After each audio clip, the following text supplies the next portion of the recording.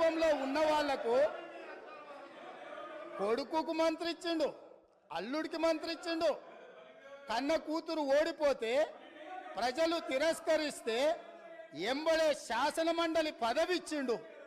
సొంత కుటుంబ సభ్యుల మీద ఇంత పేగుబంధం ఉంది అని ఇంత అవ్యాజమైన ప్రేమను ప్రకటించినప్పుడు తెలంగాణ ఉద్యమకారులు ఏంది ఇది, ఈ తెలంగాణ మా త్యాగాల పునాదుల మీద ఏర్పడ్డది కదా, మా కనీస గౌరవ మర్యాద లేదా, పార్టీ ఫిరాయించిన వాళ్ళను కండువ మార్వంగానే మంత్రులు చేసిన మీరు తెలంగాణ కోసం త్యాగం చేసిన వాళ్లకు కనీసం ఆ సభలో అయినా ఈ సభలో అయినా రాజ్యసభలో అయినా ఏదైనా ఇచ్చిండ్రా? కరోనా సమయంలో బ్లాక్ మార్కెట్లో కరోనా మందు 2000 రూపాయల దాన్ని 50,000కు అమ్ముకొని 424 కోట్లు